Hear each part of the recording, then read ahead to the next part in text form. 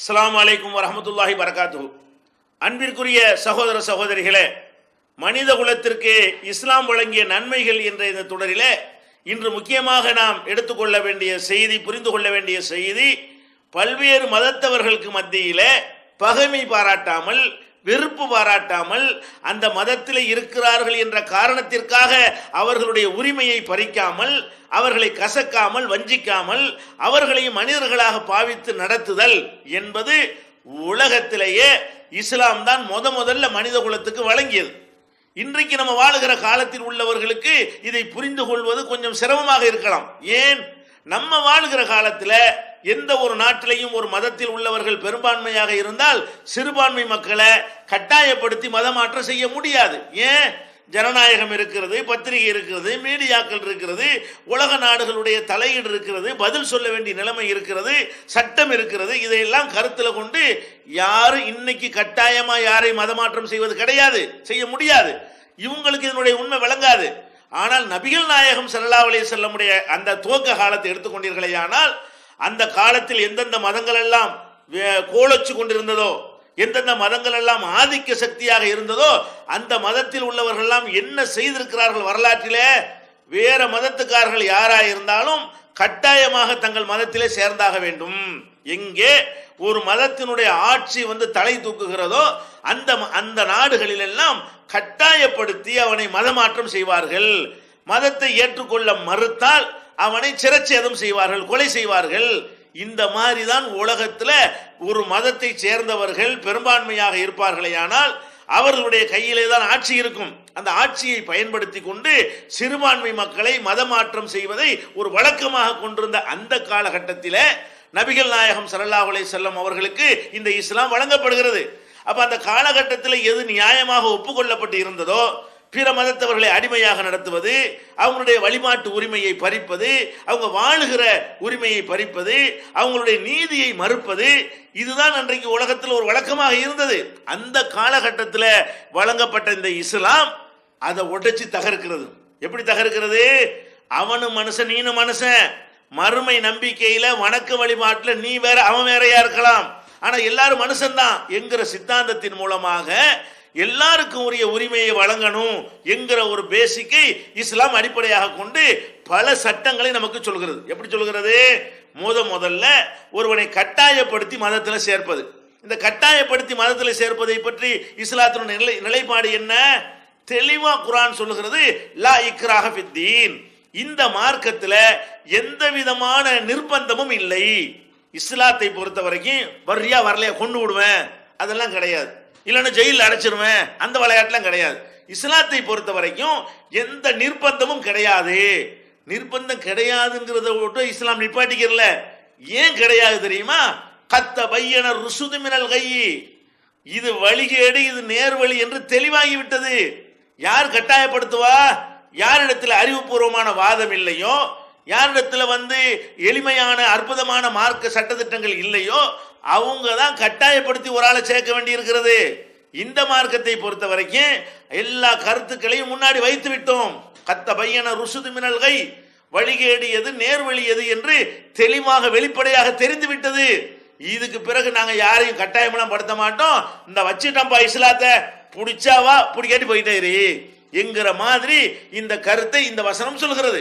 அதே மாதிரி நபிகள் நாயகம் ஸல்லல்லாஹு அலைஹி வஸல்லம் அவர்களுக்கு அல்லாஹ் மக்களுக்கு சொல்லுகிறான், குல் நபியை நீங்கள் சொல்லுங்கள், யா அய்யுஹல் காஃபிரூன், நிராகரிக்கக்கூடிய மக்களே, இஸ்லாத்தை ஏற்றுக்கொள்ளாமல் இஸ்லாத்துக்கு வெளியே இருக்கக்கூடிய மக்களே, அவங்களை கூப்பிட்டு சொல்றான் அல்லாஹ்.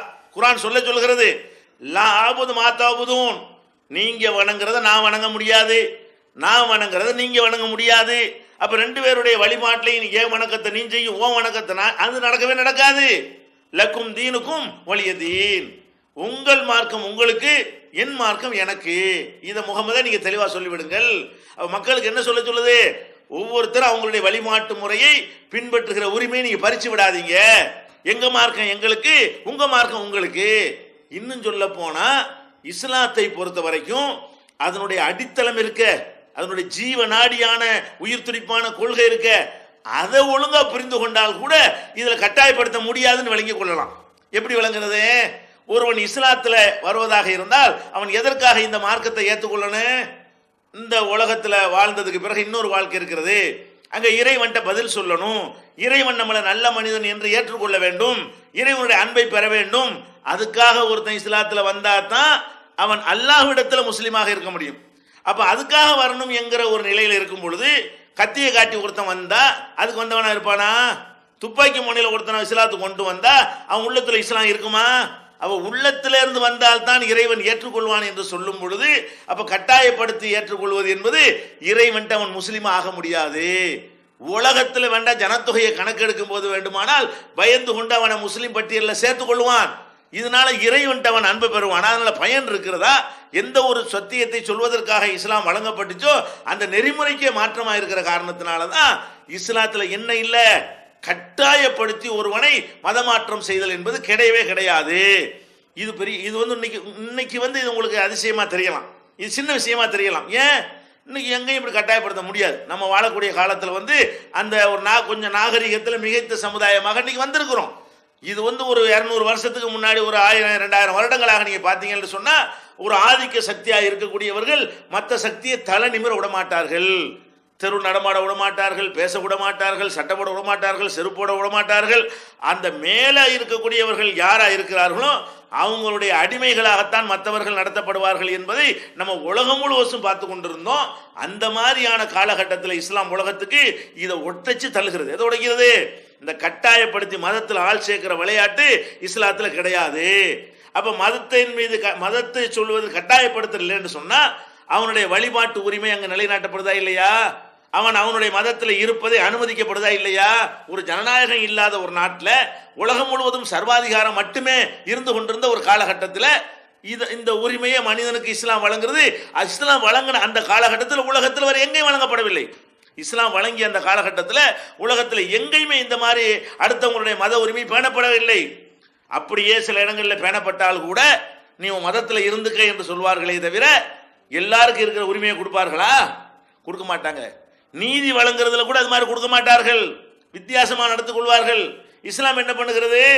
நீதி வழங்குற ஒரு விஷயத்தை கூட எடுத்துக்கொண்டு அதுல நீ பிற மதத்துக்காரன், ஓ மதத்துக்காரன், அவன் நமக்கு பிடிக்காத மதத்துக்காரன், அவனுக்கு நம்ம அநீதி தான் பண்ணணும் என்று நீ நடக்கக்கூடாது என்று சொல்லி நீதி தழுவாமல் நீ உன்னுடைய நடவடிக்கை அமைத்துக் கொள்ள வேண்டும் என்று திருமறை குர்ஆன் தெல்ல தெளிவாக கட்டளை இடுகிறது. எப்படி கட்டளை இடுகிறது? லா எஜ்ரிமன்னக்கும் ஷனஆனு கௌமின் அலா அல்லா தாதிலு. ஒரு சமுதாயத்தின் மீது உங்களுக்கு இருக்கக்கூடிய வெறுப்பு நீங்கள் நீதி செலுத்தாமல் இருப்பதற்கு உங்களை தூண்டக்கூடாது. ஒரு ஆள் மேல் நமக்கு வெறுப்பா இருக்கிறது, அவனுடைய வாதத்தை கேட்கிறோம், அவன் பக்கம் தான் சரின்னு தெரிகிறது, நமக்கு வெறுப்பு இருக்கிற காரணத்தினால அவன் பக்கம் தப்புன்றக்கூடாது. நமக்கு ஒரு ஆள் மீது ஒரு சமுதாயத்தின் மீது மதத்தின் அடிப்படையில் ஒரு சமுதாயத்துக்கு இன்னொரு சமுதாயத்துக்கு நெருக்கம் இருக்காது தானே. அப்ப உங்களுக்கு வேற மதத்துக்காரனா இருக்கிறான் என்ற காரணத்துக்காக வேண்டி அவனுக்கு வழங்கக்கூடிய நியாயத்தை நீங்கள் வணங்கி மறுத்துவிடக்கூடாது. உங்களுக்கு பிடிக்காவிட்டால் கூட அவர்களுக்கு நீதி வழங்க மறுக்கக்கூடாது. யதிலு, நீங்கள் நேர்மையாகவே நடங்கள், எப்போது பார்த்தாலும் நீதியாக நேர்மையாக நடங்கள். ஹுவ அக்ரபு லித்தக்வா, அதுதான் இறையச்சத்திற்கு நெருக்கமானது. நீ ஒரிஜினல் முஸ்லீமா இருக்க ஆசைப்பட்டால் நீதியைத்தான் பேசணும். ஆள் பார்த்துலாம் பேசக்கூடாது, வேண்டிய ஆளுக்கெல்லாம் பேசிடக்கூடாது, உங்க ஆளு என்ற அடிப்படையெல்லாம் பேசிவிடக்கூடாது. இந்த மேட்டர்ல இந்த பிரச்சனையில எது நீதி அதைத்தான் நீங்கள் பார்க்கணும். இன்னொரு இடத்துல எல்லாம் சொல்லி காட்டுகிறான், யாயுகல்லதி நாமனும், நம்பிக்கை கொண்ட முஸ்லிம்களே, கூனு கவ்வாமின பில் கிஸ்தி, நீதியை நிலைநாட்டக்கூடிய மக்களாக நீங்கள் மாறிவிடுங்கள். சுஹதா அலில்லா, அல்லாஹ்வுக்கு சாட்சியாளர்களாக ஆகிவிடுங்கள். வலவ் அலா அன்ஃபுசிக்கும், உங்களுக்கு பாதிப்பா இருந்தாலும் சரி, அவில் வாலிதைனி, உங்களுடைய பெற்றோர்களுக்கு பாதிப்பா இருந்தாலும் சரி, அவில் அக்ரபீன, அல்ல சொந்தக்காரங்களுக்கு பாதிப்பா இருந்தாலும் சரி, எதுக்கு பாதிப்பா இருந்தாலும் சரி நீதியை நிலைநாட்டிருங்க. நம்ம ஆளு வேற ஆள்னு பாத்துறாதீங்க என்கிற மாதிரியான ஒரு நிலைப்பாட்டை இஸ்லாம் தெல்ல தெளிவாக சொல்லி மனிதனை மதம்ங்கிற அடிப்படையில் அவனை நீ பிரிச்சிடாத. எதுல பிரிக்கணும்? மறுமையில் அவர்கள் வெற்றி பெற மாட்டார்கள் என்று நீ சொல்லலாம். அவங்க வழிபாட்டு முறையை நான் ஏற்றுக்கொள்ள மாட்டேன் என்று நீ சொல்லிக் கொள்ளலாம். அவன் வாழக்கூடாது என்றோ அவனுடைய உரிமைகளை பறிக்கணும் என்றெல்லாம் இந்த மார்க்கத்தில் கிடையவே கிடையாது என்பதையும் நம்ம பார்க்கிறோம். அதை விடங்க, நம்ம எல்லாரும் தெரிஞ்சு வச்சிருக்கிறாங்க, எந்த மதங்களை வேணாலும் எடுத்துக்கொள்ளுங்கள், அந்த மதங்கள்ல மதத்துக்குன்னு சில அறப்பணிகளை வச்சிருப்பாங்க. என்ன அறப்பணினா பொருளாதாரத்தை செலவு பண்ணக்கூடிய பணிகள் வச்சிருப்பாங்க. அந்த பணிகளை நீங்க எடுத்து பார்த்தீங்கன்னு சொன்னா அந்த மதத்துக்கு உள்ள செலவு பண்ணாதான் அது அறப்பணி ஆகுங்க. ஒரு மதத்துக்காரர்களாக இருந்தார்களே ஆனால் அந்த மதத்துக்காக ஒருவர் செலவு செய்வதாக இருந்தால் எந்த வட்டத்திலாம் செலவு செய்யணும், அந்த மதத்துக்குரிய வட்டத்துக்கு உள்ளதான் அந்த பொருளாதாரத்தை வந்து செலவு செய்வதை நீங்கள் பார்க்கிறீர்கள். இஸ்லாத்தை பொறுத்த வரைக்கும் நமக்கு ஜக்காத்துங்கிற ஒரு கடமை இருக்கிறது. ஜக்காத்துங்கிறது என்ன? அவங்களுடைய சொத்துக்களை கணக்கு பார்த்து அதுல 2.5% அல்லாஹ்வுக்காக வேண்டி கொடுக்கிறது ஜக்காத். அந்த ஜக்காத் என்பது ஒரு 8 வகையான பணிகளில் செலவிடப்பட வேண்டும். 8 வகை என்னங்கிறது உங்களுக்கு 9வது அத்தியாயத்தில் சொல்லப்பட்டிருக்கிறது. அந்த 8 வகையில ஒரு வகை என்ன தெரியுமா? பிற மக்களுடைய நல்லிணக்கத்துக்காக வேண்டியும் நீங்கள் செலவு செய்யணும். முஸ்லிம் அல்லாத மக்களுடைய அல்லஃபத்தி குலூபுஹும், பிற மதத்து மக்களுடைய நல்லிணக்கத்தை நாடியும் நீங்கள் ஜக்காத்து கொடுங்கள். அப்ப ஜக்காத்துங்கிறது இஸ்லாத்தை பொறுத்த வரைக்கும் ஒரு இபாதத்து, வணக்கம். அந்த வணக்கத்தை நிறைவேற்றும் பொழுது முஸ்லிமா பார்த்து கொடுன்னு சொல்லாம ஏழைக்கு கொடு, கடங்காரனுக்கு கொடு, கைதிகளுக்கு கொடு, திக்கற்றவனுக்கு கொடு, இது மாதிரி எல்லாம் வந்து அடிமைகளை விடுதலை செய்வதற்கு கொடு, அல்லாஹ்வுடைய பாதையில அறப்போர் செய்யக்கூடிய நன்மக்களுக்கு கொடு, அதோடு சேர்த்து பிற மதத்து மக்களோடு நல்லிணக்கம் பேணுவதற்காகவும் கொடு. அப்போ அவங்க என்ன இருப்பாங்க, இவங்க முஸ்லீம்கள்னா அந்த மாதிரி பாகுபாடு பார்க்க மாட்டாங்க, இந்த நமக்கு தர்றாங்க பார்த்தீங்களா அப்படின்ற ஒரு நல்லிணக்கத்துக்காக வேண்டி இந்த முஸ்லீம் தனவந்தர்கள்ட்ட வாங்கக்கூடிய மதத்தின் பெயரால் திரட்டக்கூடிய ஜக்காத் என்கிற ஒரு நிதியை யாரு கொடுக்கணும்? முஸ்லீம்களுக்கு கொடுக்கிற மாதிரி முஸ்லீம் அல்லாத மக்களுக்கு நீங்க கொடுங்க. இப்படி எங்காவது சொல்லப்பட்டிருக்குமா? இந்த ஜக்காத்துங்கிற ஒரு தர்மத்தை, கட்டாயமான ஒரு வணக்கத்தை வந்து நீங்க வேற மதத்துக்காரங்களுக்கு கொடுங்க என்று சொல்லக்கூடிய இவ்வளவு ஆழமான ஒரு மத நல்லிணக்கத்தை வந்து உலகத்தில் எங்கேயுமே நம்ம பார்க்க முடியாது. அந்த மாதிரியான ஒரு நிலையை பார்க்கிறோம். அதே மாதிரி வந்து நபிகள் நாயகம் ஸல்லல்லாஹு அலைஹி வஸல்லம் அவங்களுடைய காலத்தில் மதீனாவுக்கு அவங்க வர்றாங்க. மக்காவிலிருந்து விரட்டப்பட்டு மதீனாங்கிற நகரத்துக்கு வருகிறார்கள். வரக்கூடிய நேரத்தில் அந்த ஊர்ல வந்து யூதர்கள் தான் பெரும்பான்மையான மக்களாக இருந்தார்கள். நபிகள் நாயகம் ஸல்லல்லாஹு அலைஹி வஸல்லம் வந்து நுழையக்கூடிய நேரத்தில் அவங்க சிறுபான்மை, எல்லா அதிகாரம், ஆட்சி அதிகாரம், பவர், சக்தி எல்லாமே யூதர்கள் கையில் தான் இருந்தது. நபிகள் நாயகம் ஸல்லல்லாஹு அலைஹி வஸல்லமுடைய நற்பண்புகளாலும் அவங்களுடைய நடத்தையினாலும் அவங்களுடைய தெளிவான பிரச்சாரத்தினாலும் கொள்கையினாலும் ஈர்க்கப்பட்டு அந்த மக்களை இஸ்லாத்தின்பால் இணைய முஸ்லிம்களுடைய எண்ணிக்கை மதீனாவில் அதிகரிக்கிறது. ஒரு கட்டத்தில் அந்த ஊருடைய ஆட்சியை நபிகள் நாயகம் ஸல்லல்லாஹு அலைஹி வஸல்லமுடைய கையில் வருகிறது. அதை தொடர்ந்து இன்னும் விஸ்தீர்ணமாக விரிவடைந்து பெரிய ஒரு சாம்ராஜ்யமே உருவாகிறது. இந்த மதீனாவில் இவ்வளோ கஷ்டப்பட்டு நபிகள் நாயகம் ஸல்லல்லாஹு அலைஹி வஸல்லம் அவர்கள் ஒரு அதிபராக, மத தலைவராக மாத்திரமில்லாமல் ஒரு அதிபராகவும் உயர்ந்து விட்ட அந்த நேரத்தில் அங்கே யகூதிகள் சிறுபான்மையாக இருக்கிறார்கள், யூதர்கள் சிறுபான்மை மக்களாக இருக்கிறார்கள். இந்த சிறுபான்மை மக்கள் எப்படி நடத்தப்பட்டார்கள்? அந்த காலத்துல எல்லாம் சிறுபான்மையா இருக்கிறவங்களா இருந்தால் அவங்க பேர்ல சொத்து வச்சுக்கிற முடியாது. சிறுபான்மையாக ஒடுக்கப்பட்ட சமுதாயமாக இருந்தால் அவங்க வியாபாரம் பண்ண முடியாது, வேலைக்கு தான் வேலை தான் செய்யலாம், அடிமை வேலை தான் பார்க்கலாமே தவிர அது ஜமீன்தார்கள் மிராசுகள் அது அவங்க தான் எல்லாம் வச்சிருப்பாங்க. அவங்களுக்கு சேவகம் செஞ்சுதான் நம்ம வாழணுங்கிறது தான் எழுதப்படாத சட்டமாக இருந்தது. இப்போ நம்ம நாட்டிலேருந்து பிடிச்சி கொண்டு மலேசியாவில் தேயிலை தோட்டத்துக்கு ஆட்களை கொண்டு போனானா இல்லையா? இந்த மாதிரி இதெல்லாம் இப்போ கொஞ்சம் 50 வருஷத்துக்கு முந்தைய கூட உலகத்தில் நம்ம பார்த்த ஒரு வரலாறு தான். அப்போ 50 வருஷத்துக்கு முன்னாடி வரைக்கும் நீங்கள் எடுத்து பார்த்தீர்களே ஆனால் உலகம் முழுசு உள்ள நிலைமை என்ன? இந்த மாதிரி சின்ன சிறுபான்மையாக இருக்கிறவங்க மீது நம்ம ஆதிக்கம் செலுத்தணும் என்று சொன்னால் அந்த சிறுபான்மை பேசாமல் பெட்டி பாம்பாக இருக்கணும், எடுபடி வேலை தான் செய்யணும், கொத்தடிமை வேலை தான் செய்யணும். அவர் வந்துக்கிட்டு பணக்காரராகவோ ஒரு வியாபாரியாகவோ அவர் ஒரு பெரிய ஒரு தனவந்தராகவோ அவர் பல ஆட்களை வைத்து வேலை வாங்கக்கூடிய ஒரு தொழில் அதிபராகவோ இருக்க முடியுமான்னு கேட்டால் அதை அலோவ் பண்ணவே மாட்டாங்க. அலோவ் பண்ணியது கிடையாது வரலாற்றில். நபிகள் நாயகம் ஸல்லல்லாஹு அலைஹி வஸல்லம் காலத்தில் யூதர்கள் இருக்கிறாங்க சிறுபான்மையாக. இந்த யூதர்கள் எப்படி இருந்தாங்க தெரியுமா? நபிகள் நாயகம் ஸல்லல்லாஹு அலைஹி வஸல்லம் அவர்கள் அவங்களுக்கே ஒரு சொந்த விஷயத்துக்காக வறுமை வந்த பொழுது அவங்களுடைய கவசத்தை அங்கே இருந்த ஒரு யூதரிடத்தில் அடமானமாக கொடுத்து அதுக்கு தேவையான கோதுமைகளை பெற்று நபிகள் நாயகம் ஸல்லல்லாஹு அலைஹி வஸல்லம் அவர்கள் அந்த உணவை வந்து பெற்றுக்கொண்டிருக்கிறார்கள், வாழ்ந்திருக்கிறார்கள். அதை மீட்காமலே அவங்க மரணித்து விட்டார்கள். இதை நம்ம பார்க்குறோம். ஏன் இதை அப்படி செஞ்சாங்க? அரசாங்கத்தினுடைய கஜானாவில் பணம் நிறைஞ்சு வழிஞ்சால் கூட நபிகள் நாயகம் ஸல்லல்லாஹு அலைஹி வஸல்லம் அவர்கள் ஒரு கொள்கை முடிவு எடுத்திருந்தார்கள். என்ன கொள்கை முடிவு? எந்த ஒரு கட்டத்திலையும் அரசாங்கத்தினுடைய நிதியை நானும் தொடமாட்டேன், ஹராம், என் மனைவி மக்கள் தொடமாட்டார்கள், வழி வழியாக என்னுடைய சந்ததிகளும் தொடமாட்டார்கள் என்று தனக்குத்தானே நபிகள் நாயகம் ஸல்லல்லாஹு அலைஹி வஸல்லம் அவர்கள் அரசாங்கத்தினுடைய கருவூலத்தில் நிறைஞ்சு வழிகிறது. கேட்கிறவர்களும் அள்ளி அள்ளி கொடுக்குறாங்க. தனது தேவைக்கு அங்கே எடுக்கக்கூடாதுங்கிறதுனால கடனாக கூட அங்கிருந்து எடுக்க மாட்டார்கள். அப்போ என்ன செய்வாங்க?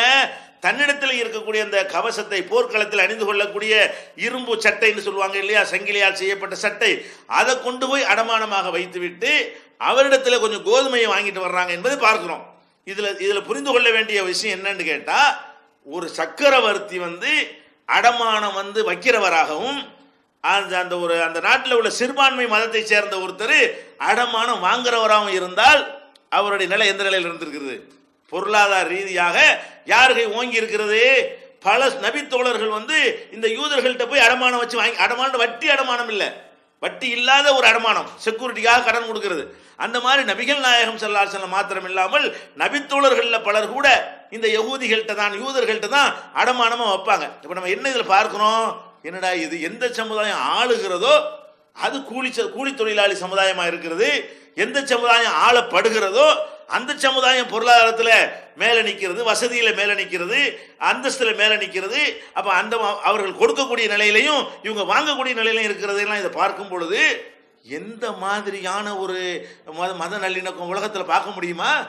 பிற மதத்தவர் என்பதற்காக வெறுத்து கட்டுறதா இருந்தா அன்றைக்கு போட்டவர் என்ன செஞ்சாலும் யாரும் கேட்டிருக்க முடியாது. ஏன்? உலகம் ஃபுல்லாக அதான் எழுதப்படாத சட்டமா இருந்தது.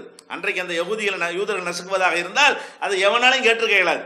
அந்த மாதிரியான கேள்வி கேட்பார் இல்லாமல் நசுக்கக்கூடிய வாய்ப்பு இருந்தும் கூட அவர்கள் எல்லா நிலையிலும் தன்னிறைவு பெற்றவர்களாக இருந்த காட்சியை நம்ம பார்க்கிறோம். அதை விட நபிகள் நாயகம் ஸல்லல்லாஹு அலைஹி வஸல்லம் அவர்கள் அன்றைக்கு எல்லா தரப்பு மக்களையும் எதிர்த்து பிரச்சாரம் செய்த காரணத்தினால் பல வகையான எதிரிகளை சம்பாதித்து வைத்திருந்தார்கள். ஏன்? கரெக்டா நடக்கக்கூடியவருக்கு எல்லாரும் எதிரியாயிருவாங்க. அதான் அட்ஜஸ்ட் பண்றவர்களுக்கு எதிரிகள் இருக்க மாட்டார்கள். எந்த அளவுக்கு அட்ஜஸ்ட் பண்றார்களோ அந்த அளவுக்கு எதிரிகளுடைய எண்ணிக்கை குறையும். நான் வளைய மாட்டேன், இதுல தான் நிற்பேன்னு நீங்க நின்று பாருங்க, அத்தனை பேரும் போட்டு மொக்க ஆரம்பிச்சிருவான். எல்லா தரப்புலையும் எதிர்ப்பான். இன்னைக்கு நீங்க இதை பாக்குறீங்க, நேத்தும் அதுதான், நாளைக்கும் அதான் நடக்கும். எந்த மனிதன் ஒரு கொள்கையை எடுத்துக்கொண்டு அந்த கொள்கையில நான் தெளிவா இருப்பேன், இதுக்கு மாற்றமா யார் இருந்தாலும் நான் கண்டிப்பேன், விமர்சனம் பண்ணுவேன், பிரச்சாரம் பண்ணுவேன், ஆள் பார்த்து நான் மாற மாட்டேன் என்ற நிலைப்பாடை ஒருத்தன் எடுத்தான்னு சொன்னா அவனுக்கு எதிராக பலவிதமான எதிர்ப்புகளை சந்திக்க வேண்டி வரும். அப்ப நபிகள் நாயகம் ஸல்லல்லாஹு அலைஹி வஸல்லம் அவர்களை பொறுத்த வரைக்கும் யூதர்களுடைய கொள்கையை தவறு விமர்சிக்கிறார்கள். அதே மாதிரி அன்றைக்கு இருந்த நசாராக்களுடைய கொள்கையை தவறு விமர்சிக்கிறார்கள். இணை கற்பிக்கக்கூடிய மக்காவில் இருந்த மக்களுடைய கொள்கையை தவறு விமர்சிக்கிறார்கள். அவர்களுடைய பலவிதமான தீமையான ஊழல், லஞ்சம் போன்ற காரியங்கள்லாம் சுட்டி காட்டி இதையெல்லாம் தவறு என்று கண்டிக்கிறார்கள். அப்ப எல்லாருமே பாதிக்கப்படுறான். ஆஹா, இந்த ஆள் டேஞ்சரான ஒரு ஆளு, நம்மளை சொன்ன விட மாட்டேங்கிறாரு, நம்மளை லஞ்சம் வாங்க விட மாட்டேங்கிறாரு, மக்களை ஏமாத்த விட மாட்டேங்கிறாரு என்று சொல்லி எல்லாருடைய கோபமும் பகைமையும் நபிகள் நாயகம் ஸல்லல்லாஹு அலைஹி வஸல்லத்தின் மீது இருந்தது. அப்படி இருந்த ஒரு நேரத்தில் எல்லாரும் சுத்தி எப்படா காலி பண்ணலாண்டு பலவிதமான முயற்சிகளை எல்லாம் பண்ணுகிறான். அப்படிப்பட்ட ஒரு சூழ்நிலை நிலவும் பொழுது நபிகள் நாயகம் ஸல்லல்லாஹு அலைஹி வஸல்லம் அவர்கள் தம்முடைய அந்தரங்க, அதாவது வீடு வரைக்கும் ஊழியம் செய்யக்கூடியவராக சிலரை வைத்திருந்தார்கள்னா அவங்க தன்னார்வத்தோடு செய்யக்கூடியவர்கள். அதில் அனஸ் ரலியல்லாஹு அன்ஹு அவர்கள் உங்களுக்கு தெரியும், நபிகள் நாயகம் ஸல்லல்லாஹு அலைஹி வஸல்லம் அவர்களுக்கு 10 வயசு சிறுவராக வந்தவர் ரசூல் ஸல்லல்லாஹு அலைஹி வஸல்லம் எல்லா விதமான வேலைகளையும் செய்து கொடுக்கக்கூடிய ஒரு பணியாளராக இருந்தார். அதே மாதிரி ஒரு அனஸ் எப்படி பணியாளராக இருந்தாரோ அதே மாதிரி யூத மதத்தை சேர்ந்த ஒரு இதே மாதிரி அனஸ் மாதிரியான ஒரு இளைஞரையும் நபிகள் நாயகம் ஸல்லல்லாஹு அலைஹி வஸல்லம் அவர்கள் பணியாளராக வச்சிருந்தாங்க. அப்ப இதுல என்ன நம்ம பார்க்கிறோம்? எந்த சமுதாயம் எதிர்த்து கொண்டிருக்கிறதோ அந்த சமுதாயத்தினுடைய ஒரு பணியாளரை நம்ம வச்சிருந்தோம் என்று சொன்னால் அந்த பணியாளரை பயன்படுத்தி நபிகள் நாயகம் ஸல்லல்லாஹு அலைஹி வஸல்லம் வீழ்த்திட முடியுமா, முடியாதா? முஸ்லீமாகவே பணியாளரை போட்டோம்னு சொன்னா அவங்க நபிகள் நாயகத்தை உயிருக்கு மேலாக நேசிக்கிற காரணத்தினால அவங்கள வச்சுக்கிட்டு நபிகள் நாயகத்துக்கு இந்த இடைஞ்சல் கொடுக்க இயலாது, யாரும் விலை போக மாட்டாங்க. ஆனால் வேற மதத்துக்காரர்கள், சிறுபான்மை மதத்துக்காரர்கள், நபிகள் நாயகத்தை பிடிக்காத மதத்துக்காரர்கள், அந்த மாதிரி கொள்கையில நபிகள் நாயகத்தை வெறுக்கக்கூடிய மதத்துக்காரர்கள் இருக்கக்கூடிய அந்த சமுதாயத்தில் இருந்து சிலரை தேர்ந்தெடுத்து, ஒருவரை தேர்ந்தெடுத்து தன்னுடைய அந்தரங்க ஊழியராக அவரை ஒரு ஆளை வைத்திருந்தார்கள் என்பதை பார்க்கிறோம். நபிகள் நாயகம் ஸல்லல்லாஹு அலைஹி வஸல்லம் அவர்கள் அவருக்கு உடல்நிலை சரியில்லாத ஒரு நேரத்தில் அவரை போய் நோய் விசாரிக்கிறதுக்காக, அந்த இளைஞரை நோய் விசாரிப்பதற்காக அவருடைய வீட்டுக்கு கூட போறாங்க. போய் என்ன செய்யறாங்க? அவர் கடைசி நேரத்தில் அவர் நிற்கிறாரு, மரண தருவாய் நெருங்கின மாதிரி நிற்கிறாரு. அப்ப நபிகள் நாயகம் ஸல்லல்லாஹு அலைஹி வஸல்லம் சொல்றாங்க, இந்தாப்பா நீ ஒரு நாள் நம்மள்ட்ட பணியாற்றிக்கிட்டு இருக்கிற, இப்ப நான் உனக்கு சொல்றேன், நீ இப்ப இஸ்லாத்தை ஏத்துக்க, உனக்கு நல்லது, மறுமையில வெற்றி பெறுவ அப்படிங்கிறாங்க. அவர் என்ன செய்யறாரு? தாப்பனாரை பார்க்கிறாரு. தகப்பனார் என்ன பண்றாரு? அத்தி அபுல் காசிம், முகமது அபுல் காசிம் தான் நபிகள் நாயகத்துக்கு பட்ட பேர், நீ அபுல் காசிம் சொல்றதை கேளு அப்படின்னு சொல்றாங்க. தகப்பனார் சொன்ன உடனே அவர் அதை சொல்லி மரணித்து விடுகிறார். அப்ப நபிகள் நாயகம் ஸல்லல்லாஹு அலைஹி வஸல்லம் சொல்றாங்க, வெளியே வர்றாங்க, அல்ஹம்துலில்லாஹி அல்லதி அன்கதஹு மினன்னார், நரகத்திலிருந்து இவரை காப்பாற்றிய அல்லாஹ்வுக்கு எல்லா புகழும் என்று நபிகள் நாயகம் ஸல்லல்லாஹு அலைஹி வஸல்லம் சொல்றாங்க. இதுல என்ன நம்ம கவனிக்கிறோம்? அப்ப நபிகள் நாயகம் ஸல்லல்லாஹு அலைஹி வஸல்லம் ஒரு ஊழியர் இருக்கிறாரு, அந்த ஊழியர் பிற மதத்துக்காரராக இருக்கிறாரு, அந்த மதத்துக்காரருக்கு நபிகள் நாயகத்தை அறவே பிடிக்காத ஒரு மதத்துக்காரராக இருந்தாலும் அவரை ஊழியராக, ஊழியர் என்ன, ஊழியரை வச்சு என்ன பண்ணிடலாம்லங்க. நம்ம பாரத பிரதமராக இருந்த ஒரு அம்மாவை கூட என்ன பண்ணாங்க, அவங்களுடைய ஊழியர்களாக பாதுகாவலராக இருக்கக்கூடியவரை வச்சு தானே காலி பண்ணாங்க. அந்த மாதிரி இந்த ஊழியர்களாக நம்ம நியமித்தோம் என்று சொன்னால் அவரை வச்சு ஈஸியாக கதையை முடித்து விடுவார்கள்.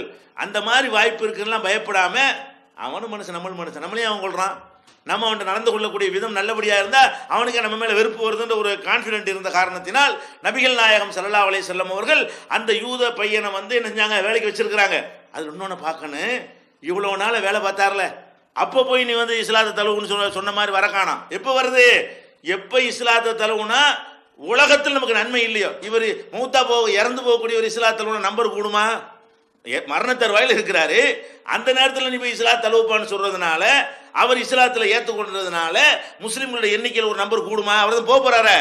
அப்ப அந்த நேரத்தில் போய் சொல்றாங்கடா பாருங்க, அவர் முஸ்லீமாயி மறுமையில வெற்றி பெறணுங்கிறது ஆசைப்பட்டாங்களே தவிர அப்போ கூட அவர் நம்பரை கூட்டுறதுக்காக வேண்டி வேலைக்காரங்கிற என்பதையெல்லாம் பயன்படுத்தி சொல்லல. அப்ப நபிகள் நாயகம் சொன்ன உடனே அந்த பையன் உடனே ஏத்துக்கிறது காரணம் என்ன? உள்ள இருந்து பார்த்தான். அந்த இளைஞன் நபிகள் நாயகம் ஸல்லல்லாஹு அலைஹி வஸல்லம் உடைய நட உடை பாவனை ஒழுக்கம் பண்பாடு கொள்கை உறுதி எல்லாத்தையும் பார்த்து உள்ளுக்குள்ள அது ஒரு தாக்கத்தை ஏற்படுத்தி இருந்தது.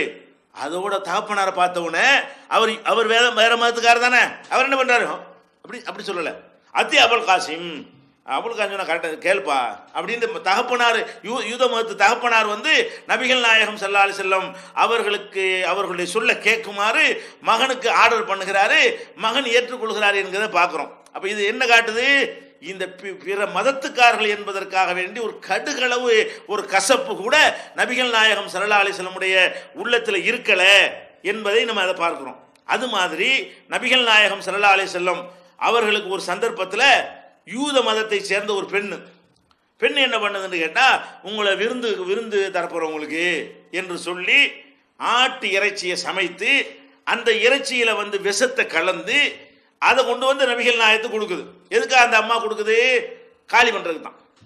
நபிகள் நாயகம் ஸல்லல்லாஹு அலைஹி வஸல்லம் காலி பண்ணிடணுங்கிறதுக்காக வேண்டி உணவு கொடுக்குற மாதிரி கொடுத்து, அப்படிலாம் எதிரிகள் அந்த மாதிரி நபிகள் நாயகத்தை ஒழிச்சு கட்டுவதற்காக வேண்டி அன்னைக்கு இருந்து சிறுபான்மையாக இருந்தவங்க மற்றவங்க எல்லாம் சந்தர்ப்பத்தை காத்து கொண்டிருந்தார்கள். அவங்க இந்த மாதிரி ஒரு பெண்மணியை பயன்படுத்தி விஷம் கலந்த உணவை கொடுக்குறாங்க. நபிகள் நாயகம் ஸல்லல்லாஹு அலைஹி வஸல்லம் ஒரு முழுமையாக சாப்பிட விஷம் கலந்த உணவு வாயில வச்ச உடனே அது விஷமுடையது என்பதை இறைவன் புறத்தில் இருந்தோ அவர்களாகவோ அறிந்து கொண்டு என்ன செஞ்சுறாங்க, அந்த கையை விலக்கி கொள்கிறார்கள். ஒரு சின்ன அளவுக்கு உள்ள சென்றதை தவிர மனிதரை காலி பண்ற அளவுக்கு அந்த உணவு அவங்க உட்கொள்ளவில்லை. அப்புறம் அந்த உணவு விஷம் ஊர்ந்து தெரிஞ்ச உடனே நபித்தோழர்கள்லாம் கூடி இந்த பொம்பளை கொன்றுவோமா கொலை செஞ்சிருவோமான்னு கேட்குறாங்க. வேணாம் விட்டுரு போ அப்படி அனுப்பி விட்டுறாங்க. ஆனால் கொலை செய்வதற்கு முயற்சி பண்ணினால் கொள்ளலாம், தப்பு கிடையாது. ஆனால் நபிகள் நாயகம் ஸல்லல்லாஹு அலைஹி வஸல்லம் பொறுத்த வரைக்கும் தன் விஷயம் என்று வரும்போது மன்னித்து விடுவார்கள். பொதுவான விஷயம் என்று வரும்போது, சட்டம் என்று வரும்பொழுது யாருக்கும் கருணை காட்ட மாட்டாங்க. அடுத்த ஒரு விஷயமாக இருந்தால் அந்த பொம்பளைக்கு நடக்கிற தண்டனை வேறையா இருந்திருக்கும். அவர்களுடைய விஷயமா இருந்தாலும் மன்னித்து என்ன செய்யறாங்க, அனுப்பி விட்டுறாங்க. அப்ப இதில் என்ன பார்க்கிறோம்? ஒரு யூத மதத்தில் சிறுபான்மை மக்களாக இருக்கக்கூடியவங்க நபிகள் நாயகத்தை ரொம்ப வெறுக்கக்கூடிய ஒரு சமுதாயம் கொள்கை அளவில், அந்த சமுதாயத்திலேயே ஒரு பெண்ணு விருந்து கொடுக்குற அளவுக்கு நெருக்கம் எப்படி இருக்கும், அதை வாங்கி கொள்ற அளவுக்கு எப்படி இருக்கும், அம்மாடி விருந்து கொண்டு என்னமோ அப்படிதான் நினைப்பாங்க.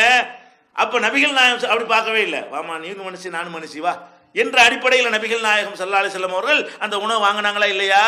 சரி, இப்படியான ஒரு விஷம் கொடுக்க முயற்சி பண்ணின உடனே அழிச்சு அந்த மாதிரி பண்ணதுனால இன்னையிலிருந்து யூதர்களை காலி பண்ணணும்னு சொன்னாங்களா? அப்பவும் செய்யலை. இந்த மாதிரியான ஒரு கேடுகட்ட செயலை அந்த மக்கள் செஞ்சு இருந்தும் கூட நபிகள் நாயகம் ஸல்லல்லாஹு அலைஹி வஸல்லம் அவர்கள் இது மாதிரியான ஒரு காரியத்தை செய்யவே கிடையாது. இதையெல்லாம் விட இன்னும் முக்கியமான ஒரு செய்தி சொல்வதாக இருந்தால், இன்னைக்கு உலகத்தில் நம்ம இருக்கிற நாட்டில் கூட நம்ம பார்த்தோம்னு சொன்னால், இறந்து போன உடல் இருக்கு பாருங்க, அதைத்தான் பந்தாடுறாங்க. உசுரோடு இருக்கும் போதாவது அப்படி எப்படி ஒரு மாதிரியா அவன் சமாளிச்சுக்கிட்டு ஒரு மனித உரிமையை காப்பாற்றிட்டு போயிடறான் ஒரு மனுஷன். அவன் செத்துட்டான்னு வைங்களேன், அந்த பணத்தை கொண்டு போகிறது பெரிய பஞ்சாயத்தாவதா இல்லையா? சில தெருக்களில் பணத்தை கொண்டு போக முடியுமா? போனது போயிட்டான், கொண்டு அடக்க போறாங்க, இந்த தெருவில் போனால் என்ன ஆக போகுது அப்படின்னு நினைக்கணுமா இல்லையா? இன்றைக்கு நம்ம பார்க்கணும், இறந்து போன ஒரு பாடியை, ஒரு உடலை நம்ம எடுத்துட்டு போக முடியாத பல பகுதிகள் இன்னைக்கும் இருந்து கொண்டிருக்கிறது. 20ஆம் நூற்றாண்டில் 21ஆம் நூற்றாண்டில் கூட இந்த மாதிரி நிலையை பார்க்கிறோம். அதுலேயும் ஒரு ஒரு மதத்தினுடைய வழிபாட்டு தலத்தின் பக்கத்தை கடந்து போனால் விடுவாங்களா? ஒரு சாதியுடைய வழிபாட்டு தலத்துக்கு பக்கத்தில் கடந்து போனால் இந்த பாடி இந்த பக்கம் வந்ததுனால வழிபாட்டு தலமே தீட்டாகிவிட்டுன்னு சொல்லுவாங்களா இல்லையா?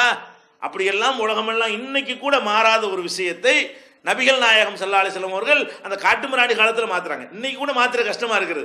இன்னைக்கு கூட மக்கள் ஏற்றுக்கொள்ள இது தயாரா இல்லை. அப்படிப்பட்ட ஒரு நாகரிக முதிர்ச்சி அடைந்த காலத்தில் கூட இது பயங்கரமான புரட்சி. இதை ஒருத்தன் எடுத்து பேசினாலே பெரிய புரட்சிகரமான தத்துவம் என்று கருதப்படுற அளவுக்கு இன்னைக்கு நிலைமை இருக்கிறது. அப்படிப்பட்ட ஒரு காரியத்தை அன்றைக்கு ரொம்ப சர்வசாதாரணமாக செஞ்சு முடிக்கிறாங்க. எப்படி? அவங்க அமர்ந்திருக்கும் பொழுது ஒரு உடல் கொண்டு வரப்படுது. ஒரு இறந்து போனவருடைய உடலை எடுத்துக்கொண்டு பிரேத ஊர்வலம் வருவாங்க இல்லையா, ஊர்வலமாக வந்து கொண்டிருக்கிறார்கள். அப்போ நபிகள் நாயகம் ஸல்லல்லாஹு அலைஹி வஸல்லம் அவர்கள் வருவது பிரேத ஊர்வலம் தான், செவ ஊர்வலம் தான் தெரிந்து கொண்டு எழுந்து நிற்கிறார்கள். எழுந்து நின்ற உடனே அருகில் இருந்த அவங்களுடைய தோழர்கள் சில பேர் கேட்குறாங்க, அல்லாஹ்வுடைய தூதரே, இன்னஹா ஜனாசத்து யஹூதியின், அது ஒரு யூதருடைய பிரேதம், நம்ம ஆள் கிடையாது. இந்த பாடியை கொண்டு போகிறாங்களே, அவர் முஸ்லீம் ஆள் கிடையாது, நீங்கள் எந்திரிச்சு நிற்கிறீங்க, அவன் நம்ம ஆளா, அவன் யஹூதி ஆள், வேற மதத்துக்காரன் என்று இருந்த தோழர்கள் ஏன்னா அவங்க அந்த மாதிரி நம்பிக்கையில் வந்தவங்க தானே, இஸ்லாத்துலையும் அது மாதிரி இருக்குமோ நினச்சிக்கிட்டவங்க என்ன பண்ணுறாங்க, இன்னஹா ஜனாசத் யஹூதியின், அது யூதருடைய ஜனாசா, உடல் பிரேதம் என்று சொல்லுகிறார்கள். அப்போ நபிகள் நாயகம் ஸல்லல்லாஹு அலைஹி வஸல்லம் செஞ்சாங்க, யாருடைய உடலாக இருந்தால் அது ஒரு உயிர் தானே, எந்த உடலுக்கு வந்தாலும் எந்திரிச்சு நில்லுங்க, உங்களை கடக்கிற வரைக்கும். நம்மளை கடந்து ஒரு இந்துவுடைய உடலோ ஒரு கிறிஸ்துவருடைய உடலோ வேற எந்த தாழ்த்தப்பட்ட உயர்ந்த ஜாதி யாருடைய உடலோ நம்ம இருக்கிற பள்ளிவாசலை கடந்தோ நம்முடைய வீடுகளை கடந்தோ தெருக்களை கடந்தோ அது செல்லுமையானால் ஒரு முஸ்லிமுடைய வேலை என்ன? அதுக்கு தடுக்கிறது, முட்டுக்கட்ட போறதுடைய வேலையா இருக்காது. என்ன செய்யணும்? எந்திரிச்சுன்னு மரியாதை செய்யணும். இறந்து போன உடல் போகும், உசுரோட உள்ளவனுக்கு எந்திரிக்க கூடாதுன்னு சொன்ன மார்க்கம். ஏன்? உசுரோட உள்ளவனுக்கு எந்திரிச்சா அவனுக்கு மண்டகணம் வந்துடும், இறந்து போனவனுக்கு மண்டகணம் வருமா? அதனால நபிகள் நாயகம் ஸல்லல்லாஹு அலைஹி வஸல்லம் என்ன பண்றாங்கன்னு கேட்டா, இறந்து போனவருக்காக நீங்க எழுந்திருங்க, எது வரைக்கும் எந்திரிச்சிருக்கேன்னு, அங்கேருந்து ஊரோட வருதா நின்றணும், நம்மளை கடந்து போகணும்னு உட்காரணும் என்கிற அளவுக்கு இந்த மார்க்கம் எப்படி பார்க்குது. இந்த இன்னைக்கு இருக்கா?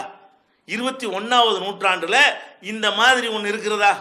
இதை விட்டுருங்க, ஒரு கட்சிக்காரனுடைய பகுதியில் இன்னொரு கட்சிக்காரன் போக முடியுமா? ஒரு கட்சியுடைய ஆபீஸை கடந்து அந்த கட்சியுடைய எதிர்கட்சியுடைய ஊர்வலத்தை நடத்த முடியுமா? அப்போ இன்னைக்கு இந்த நாகரிக காலத்தில் கூட நடத்துறதுக்கு முடியாத ஒரு காரியத்தை அன்னைக்கு காட்டுமிராண்டிகள் காலத்தில் இதெல்லாம் எவனும் ஒத்துக்கிறவே மாட்டான். அந்த காலத்தில் அதை ஒத்துக்கொள்ளக்கூடிய ஒரு சமுதாயத்தை உருவாக்கி எவ்வளோ பெரிய நன்மை. இன்னைக்கு கொஞ்சம் இதை பற்றியெல்லாம் 4 பேர் பேசுகிறாங்கன்னு கேட்டால் இஸ்லாம் வழங்குற அடித்தளம் தானே காரணம். இன்னைக்கு சில சீர்திருத்தங்கள் உலகத்தில் செய்யப்பட்டிருக்கிறது. சிறுமிகளை கல்யாணம் பண்ணக்கூடாதுங்கிறது, உடன்கட்டை ஏறுவது, இது மாதிரி விதவைகளுக்கு மறுமணம்னு பல விஷயங்கள் நீங்கள் உலகத்தில் பார்க்குறீங்க. இதுக்கெல்லாம் அடித்தளம் எது? முகமது நபி அவர்கள் அன்னைக்கு செஞ்சு போட்டதை தான் எடுத்து வச்சு 1400 வருஷம் கடந்த பிறகு அங்கொன்று இங்கொன்றுமாக செஞ்சு பார்த்துட்டு இருக்கிறாங்க. இதெல்லாம் பூரணமாக செஞ்சு முடிச்சு விட்டது இஸ்லாம். அப்போ அந்த மாதிரியான ஒரு யூதருடைய ஒரு உடம்பு கடந்து போகக்கூடிய நேரத்தில் அது எழுந்து மரியாதை செய்கிற அளவுக்கு இருந்தது என்று சொன்னால் நபிகள் நாயகத்துடைய இந்த மார்க்கம் எந்த அடித்தளத்தில் அமைக்கப்பட்டிருக்கிறது? இது மாதிரியான ஒரு நம்பிக்கையை எல்லோரும் கடைபிடிச்சு நடந்தார்களே ஆனால் சண்டைக்கு இடம் இருக்குதா? கலவரம் வருமா? மனிதனை தலைக்குமா இல்லையா? அப்போ மத நல்லிணக்கம் வேணும்னு பேசக்கூடியவர்கள் இதை பேண தவறுகிறார்கள். இஸ்லாம் அதில் தெளிவான ஒரு வழியை காட்டுகிறது. இன்னும் சொல்ல போனாங்க, நபிகள் நாயகம் ஸல்லல்லாஹு அலைஹி வஸல்லம் ஒரு பிரயாணத்தில் போய் கொண்டிருக்கிறார்கள். பிரயாணத்தில் போய் கொண்டிருக்கும் பொழுது ஒரு இடத்துல இலைப்பாறுறாங்க. இலைப்பாறும் பொழுது ஒரு முள் மரம் இருக்கிறது. அந்த மரத்தடியில் நபிகள் நாயகம் ஸல்லல்லாஹு அலைஹி வஸல்லம் இலைப்பாரிக்கிறாங்க. மற்ற தோழர்கள் எல்லாம் அவங்க 2 பேர் 3 பேர் சேர்ந்து அப்படி படுத்துருவாங்க. பிரயாணம் போகக்கூடிய நேரத்தில், ரெஸ்ட் எடுக்கிற நேரத்தில் நபிகள் நாயகத்தை டிஸ்டர்ப் பண்ணக்கூடாதுங்கிறதுக்காக வேண்டி அவங்கவுங்க அங்கங்கே இருக்கிற பிரயாணத்தில் போனாங்கன்னு சொன்னால் அரண்மனைகளோ அல்லது மண்டபங்களோ கிடையாது, கல்யாண மண்டபமாக இருக்கும், லாட்ஜாக இருக்கும். போகிற வழியில் எங்கே நிழலை பார்க்குறாங்களோ அதான் லாட்ஜி. அப்போ அதில் போய் தங்கி கொள்வார்கள். அந்த மாதிரி போர்த்துருவாங்க.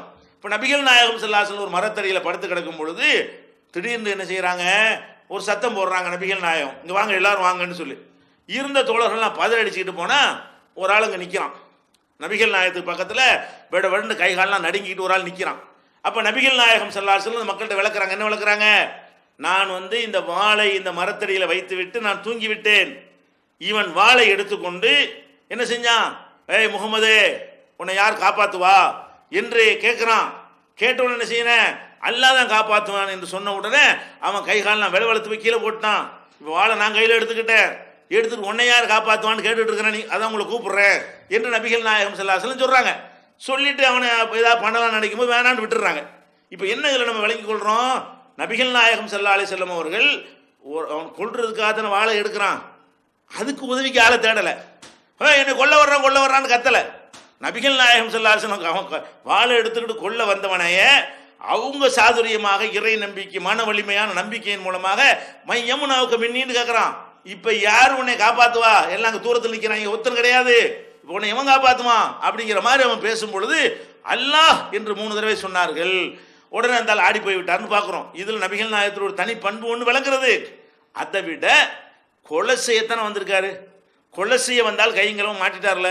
இப்போ என்ன நடக்கும், இந்த மாதிரி செஞ்சா ஒரு தலைவரை ஒரு செருப்பு வீசிட்டாங்கிறதுக்காக வேண்டி அவனை என்ன பாடுபடுத்தின டிவியில் பார்த்தீங்க, செருப்பு வீசின ஒருத்தனை இன்னும் ஜெயிலில் இருக்கான். ஈராக்கில் இந்த அமெரிக்காவுடைய அதிபர் புஷ் போயிருக்கும் பொழுது சூவை எரிஞ்சு வீசினார்ல, அவர் ஜெய்தி அவர் பேரு, அந்த ஆள் வீசினவர் என்ன செய்யறாங்க, இன்னமும் விடுதலை ஆகல. ஒரு சூவை எரிஞ்சதுக்கு உள்ள தண்டனை என்ன, இது அறுவாலை எடுத்து கொஞ்சம் அசந்திருந்தா வெட்டி குளோஸ் பண்ணியிருப்பாரு. கொள்வதற்கு திட்டம் போட்டு வந்த மாதிரியே தெரிகிறது, பின்தொடர்ந்து வந்திருப்பார் போல இருக்கு. அந்த மாதிரியான ஒரு ஆளை கையங்களமா பிடிச்சி அவரை ஒன்றும் செய்யாம ஆக்கி போ தொலைஞ்சு போ அப்படின்னு அனுப்பி விடுறாங்க. அவர் கொல்லலை, கொல்றதா இருந்தால் கொண்டிருக்கலாம், அவ்வளோ படைபலத்தோடு இருக்கிறாங்க. அப்போ நபிகள் நாயகம் ஸல்லல்லாஹு அலைஹி வஸல்லம் அவர்கள் இந்த மாதிரியான ஒரு வகையில் மத நல்லிணக்கத்தை பிற மதத்து மக்களுடைய அவங்களுடைய மதத்துக்காரன் என்பதற்காகலாம் பார்க்கல, விளங்காமல் செய்கிறாங்க. அறியாத மக்கள் நம்ம கொள்கையை புரியாமல் இந்த மாதிரி வர்றாங்க, நாளைக்கு அவங்கள விளங்கிடுவாங்க என்ற அடிப்படையில் தான் நபிகள் நாயகம் ஸல்லல்லாஹு அலைஹி வஸல்லம் நடவடிக்கை இருந்தது. அதே மாதிரி நபிகள் நாயகம் ஸல்லல்லாஹு அலைஹி வஸல்லம் அவர்கள் பகுதியில் சுமாமான்னு ஒருத்தர் இருந்தார், வேற ஒரு ஊரில். அந்த சுமாமாங்கிறவர் என்ன செய்கிறாருன்னு கேட்டால், அங்கே போகிறவங்களை வழிப்பறி பண்ணுறது, முஸ்லீம் வியாபாரிகள் போனால் அவங்களுக்கு நிறைய இடைஞ்சல் பண்ணுறது, இந்த மாதிரிலாம் பண்ணிக்கிட்டு இருந்தார். அப்போ நபிகள் நாயகம் ஸல்லல்லாஹு அலைஹி வஸல்லம் என்ன பண்ணுறாங்கன்னு கேட்டால், அந்த ஆளை பிடிச்சிட்டு வாங்க என்று ஒரு படையை அனுப்புகிறாங்க. அவரும் ஒரு பெரிய சக்தியோட சிற்றரசர் மாதிரி இருக்கிறார், இருந்து கொண்டு முஸ்லீம் வியாபாரிகளுக்கு இடைஞ்சல் பண்ணுறது ரொம்ப அநியாயம் பண்ணிட்டு இருக்கிறாரு. அவரை போய் ஜெயிச்சு என்ன செஞ்சுட்டாங்க, அவரை கைது பண்ணி கொண்டு வந்துட்டாங்க. அவர் ஒரு ராஜா, மன்னர், சிற்றரசர் மாதிரி உள்ளவர். அவரை கொண்டு வந்து நினைச்சு, அந்த காலத்து ஜெயிலெலாம் கிடையாதுல்ல, அங்கே ஜெயிலில் அடைக்கிறதெல்லாம் நடக்க முடியாது. அந்த காலத்தில் என்ன செய்வாங்க, பள்ளிவாசல் மஸ்ஜித் நபவிங்கிறது பள்ளிவாசல், கூரை வைந்த பள்ளிவாசல் இருக்கிறது, அந்த பள்ளியில் தொழுவுறதுக்கு ஒரு இடம் இருக்கிறது. இந்த மாதிரி வரக்கூடிய மக்களை கட்டி வைத்து, அது கட்டுறது தான் ஜெயிலு, அவங்களோட நிழல்லாம் இருக்கும். அந்த மாதிரி அவரை கொண்டு பள்ளிவாசலுக்கு முன்னாடி என்ன செஞ்சாங்க, அவரை கட்டி வச்சுட்டாங்க. கட்டி வச்ச உடனே 1 நாள் ஆச்சு, 2 நாள் ஆச்சு, 3 நாள் அவர் கட்டி வச்சிருக்கிறாங்க. 3 நாள் அவர் பார்க்குறாரு, நபிகள் நாயகம் ஸல்லல்லாஹு அலைஹி வஸல்லமுடைய நடத்தையை பார்க்குறாரு, போக்க பார்க்குறாரு, சர்வசாதாரணமாக மக்களோட பழகக்கூடிய காட்சியை பார்க்குறாரு. எந்த விதமான கசப்பு வெறுப்பும் கிடையாது. இந்த மாதிரி ஒரு காரியம் செஞ்சுட்டு வந்திருக்கிறோமே, இந்த மாதிரி இருந்தால் உலக நாட்டில் என்ன செஞ்சிருப்பாங்க, தலையை சீவி இருக்க மாட்டான். இந்த காலத்திலேயே என்ன பண்ணானுவ, ஏதாவது பொய்யா ஒரு நீதிமன்றத்தை அமைச்சு விசாரணைங்கிற பேரில் செஞ்சு இவனே அத்துமீறி அணு ஆயுதம் இருக்குன்னு உள்ளே போய்விட்டு, அப்புறமேலுக்கு அந்த நாட்டு அதிபரையை பிடிச்சி அவன் மேலே சில வழக்குகள் எல்லாம் போட்டு அவனை நீதிபதி நியமிச்சு அவனை தீர்ப்பை எழுதி கொடுத்து அவனை வாசிக்க சொல்லி அப்படியாவது கொலை பண்ணாங்களே இல்லையா? அந்த காலத்து அதெல்லாம் தேவையில்லை, ஒரு உத்தரவு கொண்டு போயிடலாம். அந்த மாதிரியான ஒரு காலகட்டத்தில் என்ன செய்யலை, நபிகள் நாயகம் ஸல்லல்லாஹு அலைஹி வஸல்லம் சுமாமாங்கிற பிடிச்ச கட்டி போட்டிருந்தாங்கல்ல, வரும்போது பார்க்குறாரு, அப்படி அசந்து போகிறாரு. நம்ம தப்போல கேள்விப்பட்டிருக்கிறோம், இவர் இப்படி ஒரு நல்ல மனுஷனாக இருக்கிறாரு, இவர் எல்லாரும் அடிமைகள் மாதிரி நடத்த மாட்டேங்கிறார், தோழர்களாக இருக்கிறாங்க, தன்னை உயர்ந்த ஒரு ராஜாவை நினைக்க மாட்டேங்கிறாரு, குடிசையில் வாழ்ந்து கொண்டு இருக்கிறாரு, நமக்கு தர்றதை அவர் சாப்பிட்றாரு. இதெல்லாம் உன்னிப்பாக கவனிச்சோன்னு அவர்கிட்ட மாற்றம் ஏற்படுகிறது. அப்போ நபிகள் நாயகம் ஸல்லல்லாஹு அலைஹி வஸல்லம் 3 நாளைக்கு பிறகு என்ன செய்கிறாங்க, 3 நாள் அவர்கிட்ட பேச்சுவார்த்தை நடத்திட்டு இருக்கிறாங்க. எப்படிப்பா இருக்கிற, என்ன செய்கிறேன்னு கேட்குறாங்க. என்னை விட்டீங்கன்னா நல்லவனாக இருப்பேன், நன்றி உள்ளவனாக இருப்பேன், என்னை தண்டிச்சேன்னா உங்களுக்கு ரைட் இருக்கு, நான் உங்களை அநியாயம் பண்ணியிருக்கிறேன் அப்படின்னு ரிப்ளை சொல்லிகிட்டே இருக்கிறார். 3ஆவது நாள் வந்தோன்னு என்ன செய்கிறாங்க, நபிகள் நாயகம் ஸல்லல்லாஹு அலைஹி வஸல்லம் இவர் அவிழ்த்து விடுங்க அப்படிங்கிறார். அப்போ கட்ட அவிழ்த்து விட 3 நாள் வச்சுருந்தாங்க. எதுக்கு வச்சுருந்தாங்க, நீ எங்களை போய் தப்பு தோறும் வழங்கி வச்சிருக்கிறது இந்த பார்த்துக்க, அதுக்கு வச்ச மாதிரி தெரியுது. 3 நாள் எதுக்கு வச்சுருந்தாங்கன்னு கேட்டால், வேற ஒரு அடிக்கலை, சித்திரவதை பண்ணலை, பண்ணுறாந்து அவ்வளோ பண்ணலாம், அவர் அநியாயம் பண்ணியிருக்கார். அவர் அந்த மாதிரிலாம் பண்ணாமல் என்ன செய்கிறாங்க, அவரை அவுத்து விட்டோன்னு என்ன செய்கிறாரு, நபிகள் நாயகம் குளிச்சுட்டு வரேன்னு போகிறார். சொல்கிறார், நபிகள் நாயகம் சொல்கிறாரு, முகமதே, இந்த உலகத்திலேயே எனக்கு பிடிக்காத வெறுக்கிற ஒரு ஊர் இருக்குன்னு சொன்னால் அது இந்த ஊர் தான், இந்த மதீனா தான். நேற்று வரைக்கும் எனக்கு என்ன செய்யலை, ரொம்ப நான் வெறுக்கக்கூடிய ஒரு ஊராக இருந்தது. இன்னைக்கு உலகத்தில் இருக்கிற ஊர்கள்லையே நான் ரொம்ப நேசிக்கிற ஒரு ஊராக இதை நான் இப்போ கருதுகிறேன். உலகத்திலேயே எனக்கு பிடிக்காத வெறுக்கத்தக்க ஒரு முகம் இருக்குன்னு சொன்னால் அது உங்கள் முகம்தான், உங்கள் மூஞ்சி தான் எனக்கு பிடிக்காது, வெறுப்பேன் முகமதுனா காட்ட இயலாது எனக்கு. அந்த மாதிரி நான் இருந்த நேற்று வரைக்கும். இன்னைக்கு நான் சொல்றேன், உலகத்திலேயே உங்க முகம்தான் எனக்கு விருப்பமான முகம் என்று சொல்லி அந்த சந்தர்ப்பத்தில் இஸ்லாத்தை ஏற்றுக்கொள்கிறார். எதுக்கு சொல்றோம்? பிற மதத்துக்காரர் கூட ஒரு அத்துமீறி அநியாயம் பண்ணார்கள் என்பதற்காக அவங்களை கைது பண்ணிட்டு வந்தார்களே தவிர, நபிகள் நாயகம் ஸல்லல்லாஹு அலைஹி வஸல்லம் அவர்கள் அடக்குமுறை செஞ்சாங்களா? அடிச்சு சித்திரவதை பண்ணாங்களா? அந்த காலத்துல மன்னர் மன்னிப்பே கொடுக்க மாட்டாங்க. போருண்டா கைது பண்ணா காலி பண்ணிடுவாங்க. விட்டா நாளைக்கு அவன் தலையை எடுத்து இடைஞ்சல் பண்ணிட்டே இருப்பான். இதான் உலகத்துல, இதான் ஜட்ஜ்மெண்ட். என்னது? ஒரு நாட்டை கைப்பற்றினா அதோட காலி பண்ண மட்டும் போறீங்க. இந்த மாதிரி ஒரு நிலைப்பாடு இருக்கக்கூடிய ஒரு காலகட்டத்தில் தான் நபிகள் நாயகம் ஸல்லல்லாஹு அலைஹி வஸல்லம் அவர்கள் இந்த மாதிரியான ஒரு நிலைப்பாட்டை எடுத்து தரக்கூடிய காட்சியை பார்க்கிறோம். இப்போ இதுல இருந்து விளங்குறது என்ன? பிற மதத்து மக்களை அந்த மதத்தில் இருக்கிறார்கள் என்ற காரணத்திற்காக வேண்டி நாம் ஒதுக்கிடக்கூடாது. தர்மம் செய்வதா, முஸ்லிமா பார்த்து தர்மம், அப்படி இஸ்லாம் சொல்லவே இல்லை. வேற வேற நல்ல உதவிகள் செய்வதா, ஒரு மருத்துவ உதவி செய்யணுமா, ஒரு இரத்த தானம் செய்ய வேண்டுமா, வேற ஏதாவது கல்வி உதவி செய்ய வேண்டுமா, முஸ்லிமா பார்த்து செய்யணும் என்று இஸ்லாம் என்ன செய்யல, சொல்லவே கிடையாது. நல்ல எல்லா மனுஷனுக்கும் செய்யி. என்ன சில விஷயங்கள் அவன் தப்பான காரியத்தை நன்மை நினைச்சுக்கிட்டு அதுக்கு வந்து நம்மள்ட்ட கேட்பான். அதுக்கு சாமி கும்பிட ரூபா தாங்க, காவடி எடுக்க ரூபா, இதில் என்ன நன்மை? எங்கள் காசு யூஸ் இல்லாத விஷயம் தரமாட்டேன், பள்ளிக்கூடத்து புஸ்தகம் வாங்கி தர்றேன்ப்பா. இதுதான் இஸ்லாம் சொல்லி தருது. கொள்கைக்கு மாற்றமான விஷயங்களுக்கு, தீய காரியங்களுக்கு, அதுக்கெல்லாம் கேட்டால் நம்ம தரமாட்டோம், கொடுக்கக்கூடாது. அதே நேரத்தில் மனிதர்களுக்கு உதவி செய்கிற விஷயத்தை பொறுத்த வரைக்கும் இஸ்லாம் வந்து அப்படி பிராடாக விரிந்த முறையில் தான் என்ன செய்கிறது, பார்க்கிறது. பக்கத்து வீட்டுக்காரன் உதவி செய்யணும்னு சொன்னால் அதில் ஜாதி மதம்லாம் பார்க்கறதில்ல. எந்த மதத்துக்காரனாக இருந்தாலும் அவனை அனுசரித்து நம்ம என்ன செய்யணும், நடந்து கொள்ளணும் என்கிற அளவுக்கெல்லாம் இந்த மார்க்கம் சொல்லுகிறது. இன்னும் சொல்ல போனால் அந்த மனிதன் வந்து வெறுப்பு பகைமையெல்லாம் காட்டக்கூடிய ஒரு இடம் எது? போர்க்களம் தானே. நபிகள் நாயகம் ஸல்லல்லாஹு அலைஹி வஸல்லம் காலத்தில் அவங்களுடைய எதிரிகள் எப்படியாவது வம்புக்கு வந்துக்கிட்டே இருப்பார்கள். முதல்ல சிறுபான்மையாக இருக்கும்போது அடிச்சுக்கிட்டு இருந்தார்கள். பெரும்பான்மையாக போய் ஒரு ஆட்சி அதிகாரம் வந்த பிறகு குடைச்சல் கொடுத்துட்டே இருப்போம் என்பதற்காக வேண்டி ஏதாவது அங்கே ஒன்று இங்கே ஒன்று இடைஞ்சல் பண்ணி சண்டை உண்டாக்கிட்டே இருப்பார்கள். சண்டைக்குரிய காரணத்தை ஒன்று வலிய சண்டைக்கு வருவார்கள், இல்லைன்னா சண்டையை நடத்துவதற்குரிய காரணங்களை உருவாக்குவார்கள். இதெல்லாம் நடந்த பிறகு என்ன செய்யும்? யுத்தம் நடக்குமா? அந்த யுத்தத்தில் நபிகள் நாயகம் என்ன சொல்றாங்க? நீங்கள் போர்க்களத்தில் கூட பெண்களை கொல்லக்கூடாது. எப்படி பாருங்க, போரில் தான் கொல்லலாம், போரில் என்ன வேணாலும் செய்யலாம், போருக்கு இந்த சட்டம் யாரும் வகுக்க இயலாது, இல்லை நம்மளை அடிச்சுட்டு போயிடுவாங்க. அப்போ போர்க்களத்தில் கூட நீங்கள் பெண்களை கொல்லக்கூடாது, சிறுவர்களை கொல்லக்கூடாது, அது மாதிரி வந்து மதகுருமார்களை கொல்லக்கூடாது. ஒரு நாட்டை கைப்பற்றிக்கிட்டீங்கன்னு சொன்னால் என்ன நடக்கும்? எந்த நாட்டை கைப்பற்றுகிறார்களோ அந்த நாட்டினுடைய வளங்களை எல்லாம் சுரண்டுவார்கள், குடி தண்ணீரை யானையை விட்டு கலக்குவார்கள், வயல் வரப்புகளை நாசமாக்குவார்கள், மரஞ்செடிகளுக்கெல்லாம் தீ வைப்பார்கள், கட்டடங்களை எல்லாம் சூறையாடுவார்கள், அழகான பெண்களை எல்லாம் கவர்ந்து கொண்டு ஓடி போய் விடுவார்கள். இதுதான் உலகத்தில் ஜெயிக்கிற நாடு வந்து தோக்குற நாட்டுக்கு கொடுக்கக்கூடிய பரிசு. உலகம் பூரா இதுதான் நடந்து கொண்டிருந்தது. அந்த மாதிரியான ஒரு காலகட்டத்தில் நபிகள் நாயகம் சொல்றாங்க, போரில் கூட நீ இப்படி நடத்தக்கூடாது, போர்க்களத்தில் கூட அடிக்க அவங்கள வந்து இந்த மாதிரி ஆள்லாம் செய்யக்கூடாது. அது மாதிரி கைதிகளை பிடிக்க வந்துட்டாங்களா, கைதிகளாக பிடிக்கப்பட்ட பிறகு அவங்க எப்படி நடத்தப்பட்டாங்க? அந்த அளவுக்கு கண்ணியமாக எத்தனை கைதிகள் வந்து இஸ்லாத்தை தழுவுனாங்க.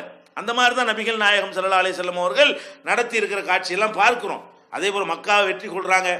மக்காவில் சொந்த ஊர் அது, அந்த ஊர்லேருந்து விரட்டி அடிக்கிறாங்க, சொத்துக்கள்லாம் பறிச்சுக்கிட்டாங்க. பல தோழர்களை வந்து நபிகள் நாயகம் ஸல்லல்லாஹு அலைஹி வஸல்லம் வந்து இழந்திருக்கிறாங்க. அந்த ஊரை மொத்தமாக அழிச்சா கூட தப்பு கிடையாதுங்கிற அளவுக்கு அந்த ஊரில் ஒன்று அநியாயம் பண்ணியிருக்கிறான். அந்த ஊரை ஒட்டுமொத்தமாக காலி பண்ணா கூட அதில் எந்த ஒரு யாரும் குறைய சொல்ல முடியாது.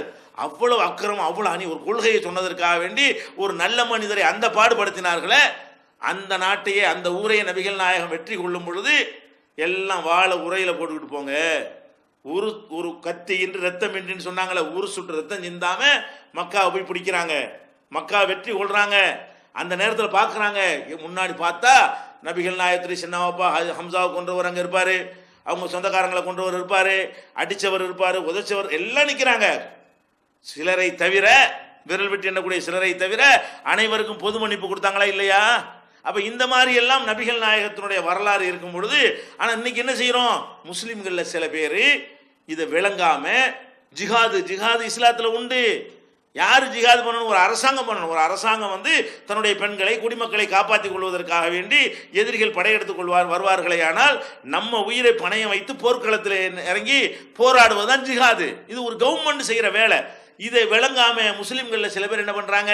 ஜிஹாது என்கிற பெயரில் அவன் ஆயுத தூக்குறது, அவன் குண்டு எடுக்கிறது, அவன் பள்ளியாசல வைக்கிறது, போற வரனை வெட்டுறதுன்னு சொல்லி சில பேர் செய்யறன்னு மறுக்கவில்லை. அதுக்கு இஸ்லாத்து சம்பந்தம் கிடையாது. இது ஒன்று ரெண்டு பேர் கொஞ்சம் ஒட்டுமொத்த முஸ்லீம்களை வெறுக்கிறார்கள்.